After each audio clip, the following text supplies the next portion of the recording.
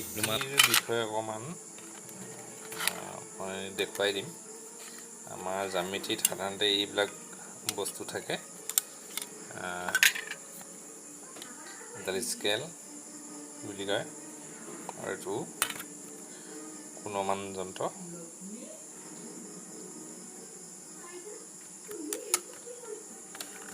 এইকেইটা আমাৰ হ'ল ত্ৰিভুজ,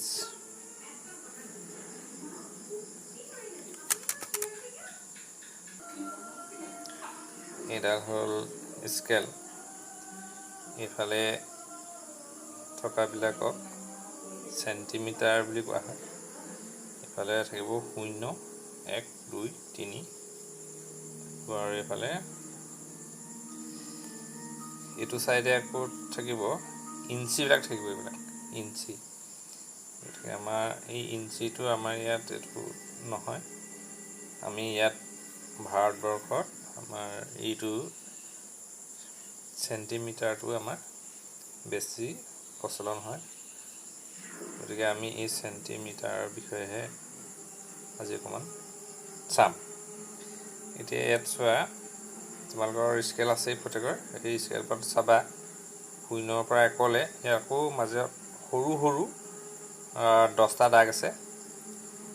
এই 10টা দাগ আছে, এইবোৰক কি বুলি কোৱা হয়? মিলিমিটাৰ বুলি কোৱা হয়। এইবিলাক প্ৰত্যেকতে তেনেকৈ আছে, 10টা ভাগ আছে। এতিয়া আমাৰ ইয়াত এই স্কেলপাতত এই 15, এইটো ইয়াত লিখা আছে 15 আছে। গতিকে আমাৰ এই স্কেলপাত 15 চেণ্টিমিটাৰৰ এপাত স্কেল। এইটো হৈছে গুণমাপ যন্ত্ৰ। এইটো এইফালে তলৰ লাইনটো 0ৰ পৰা এইফালে এনেকৈ গ'লে মানে এইফালে 180 ডিগ্ৰীলৈকে আছে। এই কোণৰ মাপ আমি সদায় ডিগ্ৰীত প্ৰকাশ কৰোঁ। সেইকাৰণে 0ৰ পৰা মানে এনেকৈ 10, 20, 30 এনেকৈ আছে, গৈ ইয়াত 180 আছে। তাৰপৰা ওপৰৰ লাইনটোত আকৌ ইফালে 0টো আৰম্ভ হৈছে আৰু এইফালে 180 ডিগ্ৰীত শেষ হৈছে। গতিকে আমি কোণ এটা আঁকিব হ'লে আমি এনেকৈ এই কোণৰ মাপটো আমি জুখি পেলাই আঁকিব পাৰোঁ।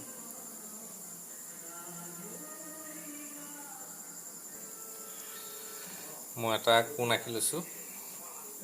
কোণটো নাম হ'ল, এইটো আমি ক আখৰে দিছোঁ, এইটো বিন্দু, এইটো খ, এইটো বিন্দু দিছোঁ গ। গতিকে এই ক, খ, গ, এই মাজতে কোনটো আছে?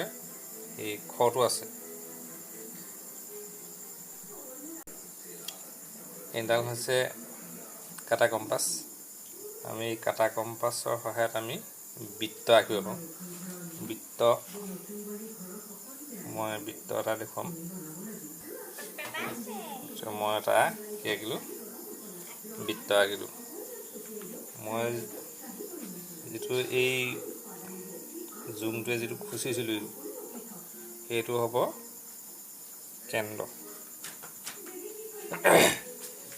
বৃত্তটোৰ সোঁমাজতে কি থাকে? কেন্দ্ৰ থাকে। বৃত্তৰ কেন্দ্ৰ এটা থাকে। মই এই বৃত্তৰ কেন্দ্ৰটোৰ কি নাম দিছোঁ? O দিছোঁ। O কেন্দ্ৰীয় এটা কি হ'ল? বৃত্ত। এতিয়া বৃত্তটোৰ পৰা আমি কেন্দ্ৰলৈ সংযোগ কৰি দিলোঁ। বৃত্তৰ পৰা আমি কেন্দ্ৰলৈ যিটো সংযোগ কৰিছোঁ, এইডালক কোৱা হয় ব্যাসাৰ্ধ বুলি কোৱা হয়।